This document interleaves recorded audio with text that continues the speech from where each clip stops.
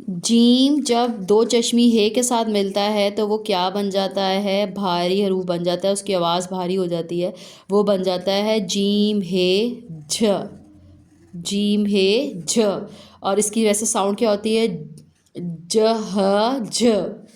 तो ये देखें, ये सारा जो ये भारी हरूफ लिखा हुआ है, आप इसकी एक दफ़ा मैं इसकी फॉर्मेशन बता देती हूँ।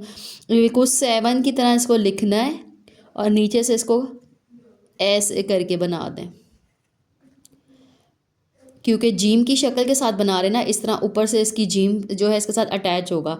अगर ख़ाली भारी हरूफ लिखना है हमने तो वो 5 की तरह, ये देखे जैसे यूँ करके 5 लिखते हैं ना, इस तरह पान का पत्ता ऊपर जाता है और फिर ये और इसके साथ ही जब आप जीम की आधी शक्ल बना देंगे तो ये क्या बन जाएगा, झ।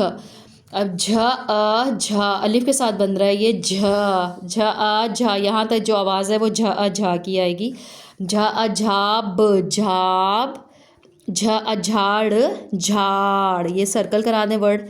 झा झाग झाग, पानी में जो झाग बनता है या साबुन से जो झाग बनता है ये वो है। झा झाल झाल। अब क्या है, यहाँ से मुसव्वत चेंज हो गई है, अलिफ थी और यहाँ पे क्या आ गया है, वाव। झा ओ झो, झा ओ झो। गले के ऊपर उसको हाथ रखवाएं तो उसको साउंड उसे कहना, यहाँ से फील करें गले के ऊपर से कि साउंड आ रही है झ।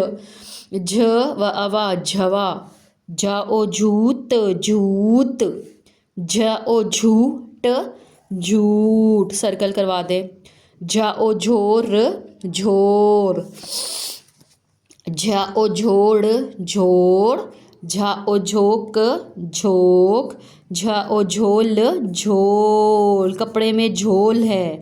झ उ झूम झूम, गुड़िया झूम रही है। अच्छा, अब मुसव्वत चेंज होगी अगेन, झ के साथ कौन सा हर्फ आ गया है, ई।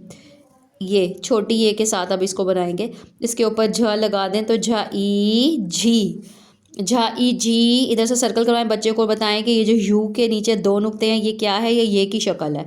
झा ई झील झील, और यहाँ पे ये बड़ी आ गया है, इसकी आवाज़ ए की तरह होती है। झा ए झे, ये है र, झेर।